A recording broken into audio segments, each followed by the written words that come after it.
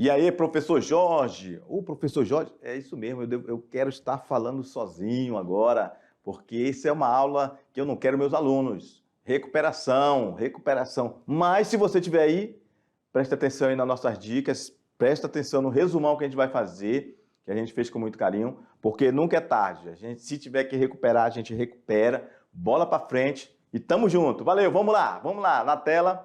Aula 15.1, aula de Geografia de Rondônia do primeiro ano. O que nós vamos ver aí na recuperação da unidade 1? Nós vimos lá na aula 15, a gente viu a vegetação de Rondônia, hidrografia de Rondônia, parte 1 e 2, e vimos também meio ambiente. E aí, na aula 4.1, a gente viu a vegetação de Rondônia, biosfera, floresta ombrófila aberta, ombrófila densa, floresta estacional semidecidual. Professor, esse nome é muito bonito, professor. Pois é, é só aquele momento em que as folhas caem, que não significa que é outono, mas aqui chama-se floresta estacional. Floresta de transição ao contato, cerrado, formação pioneira, capinarana e umirizal. Então, né, falamos sobre a biosfera, que a biosfera é constituída de elementos naturais que favorecem o desenvolvimento da vida. A sua vida, galera, entenda, em toda a sua amplitude possível, ok? E todos os seus elementos funcionam como uma máquina onde cada um tem a sua importância, ou seja, um sistema. Beleza, então a vegetação de Rondônia ela é constituída por 8 tipos principais. Nós temos a floresta ombrófila aberta, a floresta ombrófila densa, a floresta estacional semidecidual, a de transição ao contato, o cerrado, formação pioneira, capinarana e umirizal. Vale ressaltar aqui para vocês que vocês, meus queridos, sempre fiquem atentos a essa floresta ombrófila, aberta e a densa, ok? A densa é aquela floresta alta de árvores que tem uma altura, em média, uns 30 metros. A aberta também, só que, como o próprio nome diz, é um campo um pouco mais aberto, ela não é tão densa, não é aquela floresta densa, fechada, onde a luz do sol não penetra. Ok? A ombrófila aberta, ela já tem um espaçamento entre uma árvore e outra, uma distância um pouco maior, ok? Como eu falei para vocês agora há pouco, nós temos a floresta de transição ou contato. A gente vai ter aí, então, momentos em que o cerrado se encontra com a floresta ombrófila densa ou aberta. Então vai se transformando aí uma espécie de floresta de transição. E aí a gente tem um cerrado. Professor, a gente tem um cerrado? Sim. Se um dia você vê alguma questão em algum lugar dizendo que em Rondônia tem cerrado, mas professor, o cerrado não é lá no Centro-Oeste?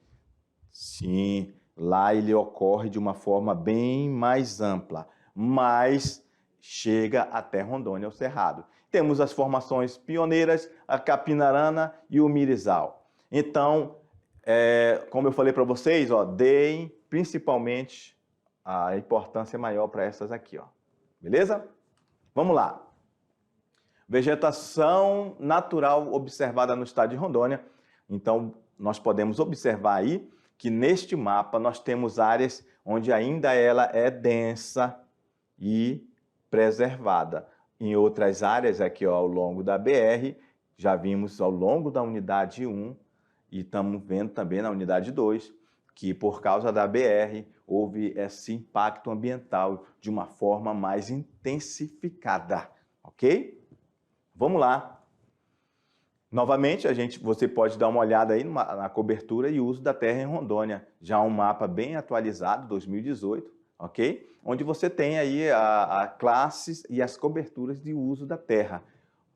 Onde você pode dar uma analisada melhor aí no seu material e ver as cores, onde ocorre determinado tipo de utilização daquele solo, ok?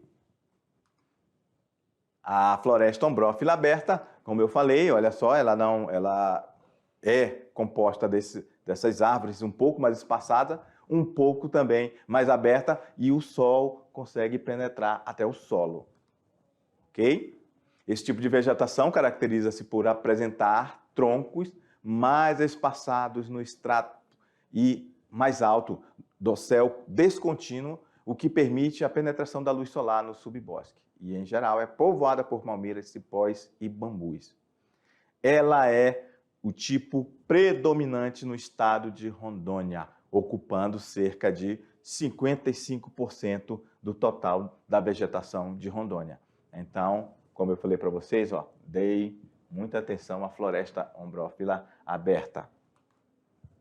A densa, como eu falei para vocês, ela é muito mais fechada, a penetração do solo é um pouco mais difícil, porque justamente por elas estarem muito próximas uma da outra. E outra coisa, tem árvores grandes próximas uma das outras, ou seja, o dossel não vai permitir que a penetração do sol seja tão fácil, ok?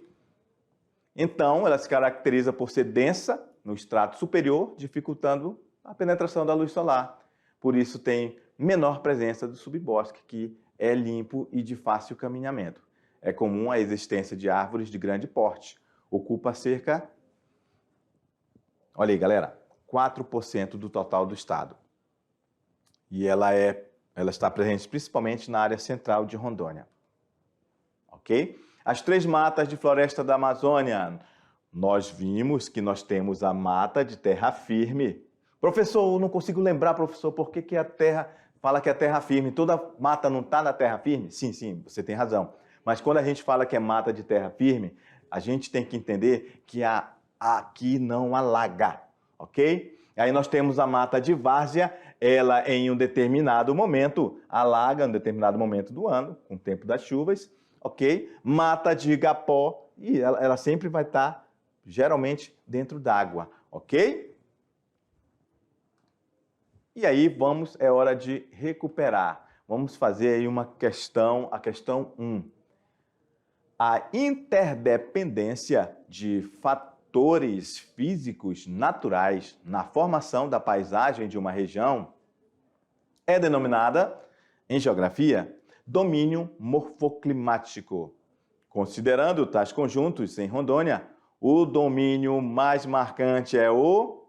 Opa, professor, em nenhum momento, professor, eu lembro de o senhor ter falado araucária. Exatamente. Araucária é lá para o sul do Brasil. Professor, eu também não lembro, professor, do senhor ter falado caatinga. Exatamente. A caatinga é lá no Nordeste brasileiro. Professor, eu não lembro, professor, também do senhor ter falado de temperado. Exatamente, temperado vai ser lá, geralmente, nas regiões temperadas do globo. Inclusive, a região sul do Brasil está nessa zona, ok? Professor, eu fiquei em dúvida, professor, entre Amazônico e Vale do Guaporé. Eu moro aqui perto do Guaporé, professor. Então, será que é esse? Não, não é. É a letra D, meu amigo. O domínio morfoclimático que mais marca a nossa região é o amazônico, ok? Parabéns a quem acertou aí. Vamos para as próximas aulas. A aula 5.1 falou de hidrografia rondoniense, a bacia do Madeira, do Guaporé, do rio Mamoré e do rio Machado. Ok? Em Rondônia, assim como no Brasil, a disponibilidade da água depende do clima. Ok? O fenômeno El Niño e La Niña interferem no ciclo anual das chuvas e das vazões dos rios. Então, galera, anotem aí esses 2 fenômenos naturais, El Niño e La Niña. Eles têm a ver, sim, com as vazões dos rios da Amazônia, ok? Hidrografia de Rondônia é representada pelo rio Madeira e seus afluentes, que formam 7 bacias significativas: a do Guaporé, Mamoré, do Abunã, do Madeira, do Jamari, do Machado. Olha só, a bacia do rio Machado, ela tem 2 nomes, ou ela pode ser Machado ou Ji-Paraná, ok? Se alguma questão vier falando uma Machado, outra Ji-Paraná, e dizer que uma está certa, não, essa questão seria anulada, porque Machado ou Ji-Paraná refere-se à mesma bacia. E a bacia do Rio Roosevelt? Bem, aí está as nossas bacias hidrográficas, ok? Deem uma olhada aí na legenda, percebam que a bacia do Rio Ji-Paraná, olha só, essa bacia aqui do Machado, eu quero que vocês compreendam, isso inclusive é muito importante você saber, é a bacia hidrográfica que é mais importante para a população de Rondônia, no sentido de ela fornecer água para a maioria da população, porque ela passa, você pode ver que nas principais cidades de maior ocupação em Rondônia, ok? E aqui a bacia do Madeira, a gente pode entender ela como a bacia também, obviamente, muito importante no sentido de escoar a produção, tanto de Rondônia como a do centro-oeste do Brasil, ok? Sabemos que a hidrografia de Rondônia faz parte da bacia amazônica, que é a maior bacia hidrográfica do planeta, sendo o Amazonas o seu rio principal. Olha aí, galera, tá aqui, ó, de Porto Velho, o rio, até chegar no rio Amazonas e de lá para o oceano, com nossas exportações indo para o mundo, ok? Bem, o Rio Madeira, ele é o principal rio de Rondônia e é formado pelos rios Mamoré e Beni, ou seja, na hora que esses dois rios se encontram, dá origem ao Rio Madeira. Ele é navegável durante o ano inteiro, porém com alguns obstáculos no período da seca, ocasionado pelo assoreamento no leito do rio, o que não impede sua navegação. Professor, assoreamento. Pois é, assoreamento que você compreenda como sendo aquele solo, aquela areia que fica no fundo do rio, ok? Isso às vezes atrapalha a navegação. A nascente é na Bolívia, na Cordilheira dos Andes, e a foz dele lá no rio Amazonas. Os cursos de água que nascem em território rondoniano são afluentes ou subafluentes do rio Madeira, os quais, em grande maioria, possuem a foz localizada dentro dos limites de Rondônia. Ou seja, todos os cursos de água que nascem no território aqui de Rondônia, eles são afluentes ou subafluentes, eles vão correr para o rio Madeira, ok? A importância econômica da hidrografia do estado de Rondônia. A gente tem, obviamente, por questão econômica, a produção de peixe, que é vendido nos mercados. A questão da eletricidade. Nós temos também geração de energia elétrica. Inclusive, essa energia elétrica vai até para outros lugares do Brasil. Então, outra importância econômica da hidrografia do estado é para a agricultura, pecuária, tanto de corte quanto de leite, e para o comércio, como sendo uma estrada para escoar produtos, ok? Está aí o porto de Porto Velho, ali no Cainágua, no Rio Madeira, ok? Vamos lá. Aula 6, continuando, a gente falou na primeira aula sobre as principais bacias, Madeira, né? Agora vamos ver essas outras bacias. A bacia do Rio Mutum-Paraná, Jaci-Paraná, Jamari e Rio Roosevelt. Então, o rio Jamari, a gente pode entender que ele está ali na região, principalmente central de Rondônia, principalmente banha ali a região onde se encontra a hidrelétrica do Candeias do Jamari, ok? Então, ela nasce na Chapada dos Parecis, deságua no Rio Madeira, juntamente com o Rio Candeias, com uma área drenada de aproximadamente 29 mil quilômetros quadrados. É nessa bacia que está instalada a usina de Samuel, que tem a capacidade para produzir 210 megawatts de energia. Mas em função do regime hídrico, a média anual é de 85. Bem, o Rio Roosevelt, ele é importante, mas a sua importância principal é que ele ficou muito conhecido, né? Principalmente no início do século passado, quando o ex-presidente norte-americano Theodore Roosevelt veio aqui em Rondônia e fizeram uma visita à bacia do rio Roosevelt, juntamente com Marechal Rondon, presidente dos Estados Unidos, junto com o Marechal Rondon, fizeram uma expedição na bacia do rio Roosevelt. Rondon, inclusive, foi o responsável pela descoberta do rio em 1909, batizado à ocasião de Rio da Dúvida, porque não se sabia onde ele iria desaguar. Vamos lá para mais uma questão? Bem, questão 2. É um dos principais afluentes do rio Amazonas. Tem uma extensão de aproximadamente 1.056 quilômetros de Porto Velho até a foz do rio Amazonas, sendo 180 quilômetros dentro dos limites de Rondônia. No seu curso navegável encontram-se ilhas. E aí, a gente está falando de qual rio? Professor, essa aí não está muito difícil não, professor, porque o senhor falou agora há pouco que o Madeira deságua no rio Amazonas. Machado, não é. Guaporé, não é. Abunã, não é. Então, realmente, meu querido, você tem razão. É o rio Madeira, ok? Vamos lá.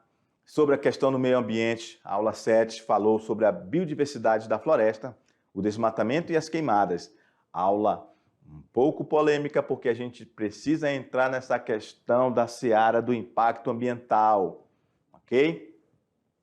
Aí nós vimos também sobre a diferença entre Amazônia e Amazônia Legal. Vocês podem observar que a Amazônia Legal tem os estados da Amazônia Legal, por exemplo, Mato Grosso, Tocantins e Maranhão, ok? A floresta amazônica adentra esses estados, ok? A floresta amazônica, vocês podem observar, ele vai chega até em outros países, Venezuela, Colômbia, Equador, Peru, Bolívia. Então a Amazônia ela é muito grande.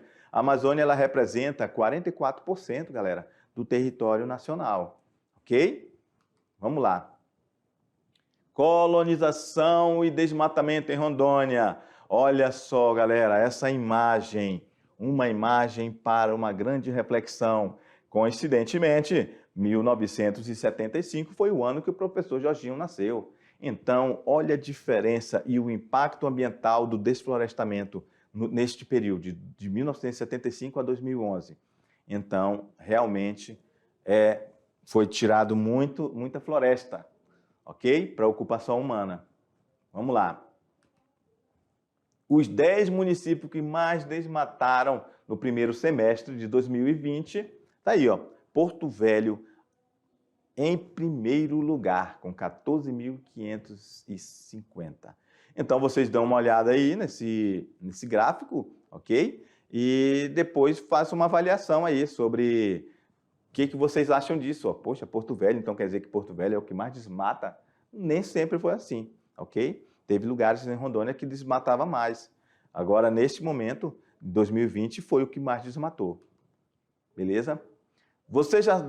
Revisão de recuperação, você já deve ter ouvido falar que a Amazônia é importante para todo o planeta. E essa afirmação é verdadeira e se baseia nos seguintes fatos.